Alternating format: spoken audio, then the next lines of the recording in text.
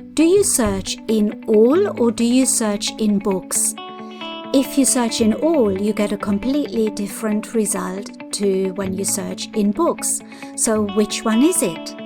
I get this question all the time, so I've decided to make a little video about it. Take a look.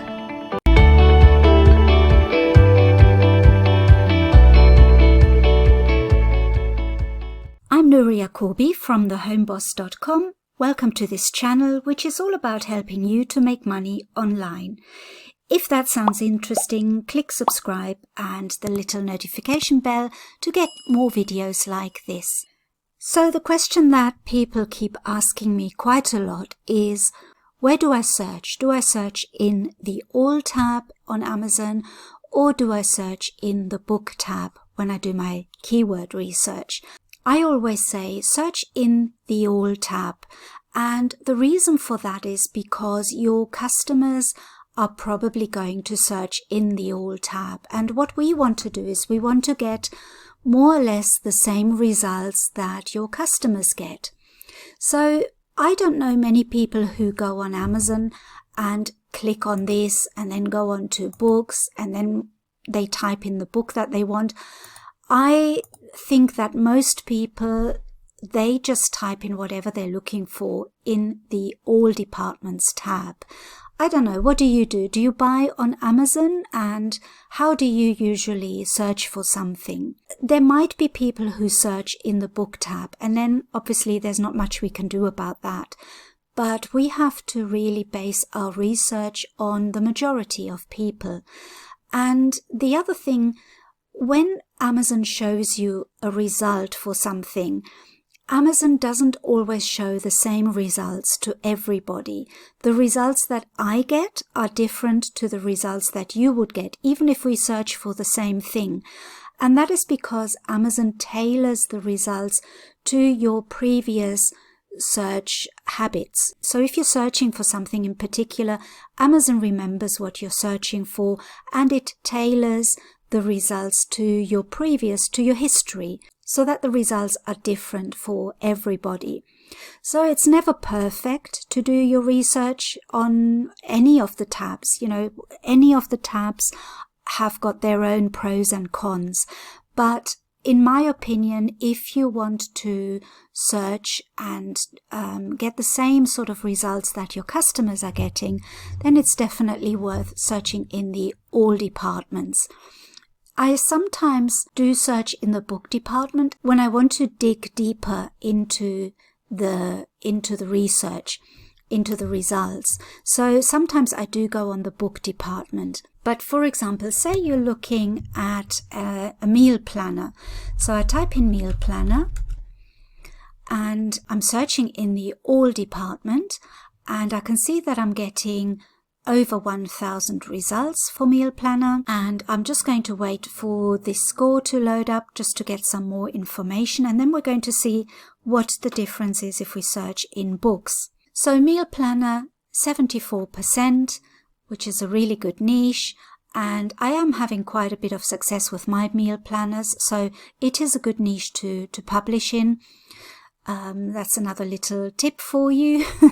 So you can use this and dig a little bit deeper. Now, meal planner, there's quite a few results, 1,194 results. So it's not too bad. It's quite a low number considering the average BSR is 53,438.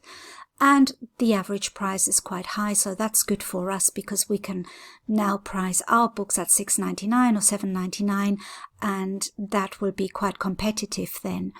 So what will be the difference if we now type in meal planner in the books section? So let's try that. You can already see that there are over 50,000 results, and I'm just waiting for this to load and see what the results are now. So now it's gone right down to 29%. And some of you are probably thinking, well, it's not worth creating a book for this niche. 29%, very low. We want something at least 63% or up. And there are 50,000 results. There is no way we can compete with all of these results. Now, if your customer types in meal planner and goes in the book tab, then you're right, it will be difficult to rank. But most people will not do that. Most people will look in all departments. Someone looks for a meal planner. They're thinking, I want to buy a meal planner for my mum for Christmas, or I want to buy a meal planner for myself. Let's have a look and see what Amazon has got to offer. And they will type it straight into the search bar. So this is who you are competing with. The results that you get here now are the ones. These are the results that you're competing with, not the ones in the book department. Of course, there are many, many more books. There are many, many more meal planners.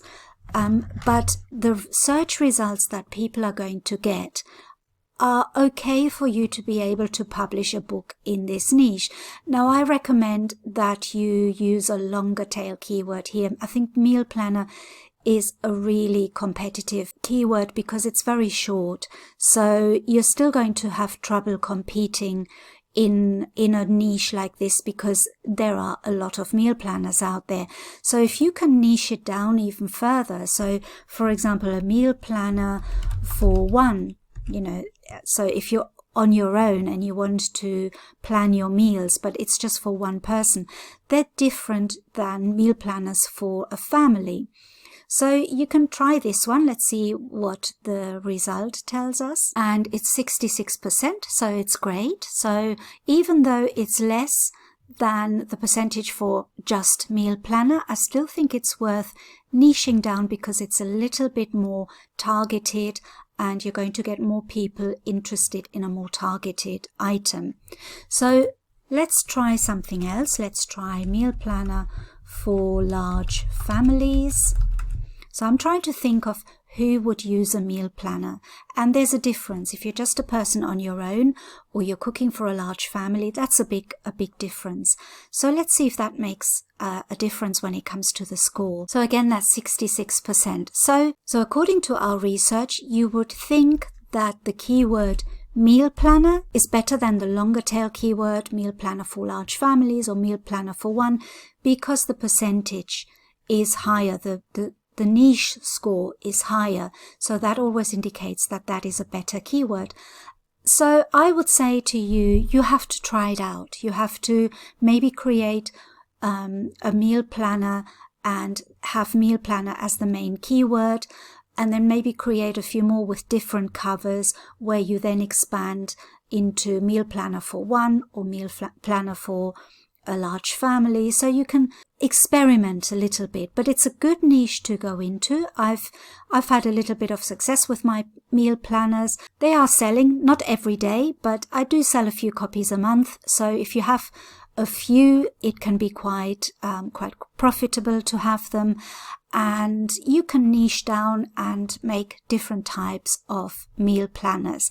Maybe you can make meal planners for vegetarians, meal planners for vegans, meal planners for people on a diet, like maybe if they're on a keto diet, anything like that. There's a lot of scope to niche down. So this is why we search in the All tab rather than the Book tab, and it's all to do with where your customer searches. So you always have to think from your customer's point of view. When you are creating a book, think of your customer. When you are researching your niche, think of your customer. Always think of your customer. And if you're creating a book, always think of what your customer really wants. So you have to know your niche as well. You can't just create a book and not know what you're doing. You have to research what you're creating. How are people going to use this book? So always think of it from your customer's point of view. And when you're doing your research, that's what you're doing as well. And that's why we search in the All tab. So you are going to get different results in the Book tab, but you want the results that your customer is going to get. So I hope that has explained it a little bit better for you. I know it's not easy sometimes to think of it logically, because sometimes it doesn't look like there's a logic, but trust me, that is probably the best way to go about it. As long as you think of your customer and you trying to put yourself in their mindset, in their way of thinking, then you are doing your niche research correctly. So I hope that helped, and thank you again as always for watching. See you in my next video.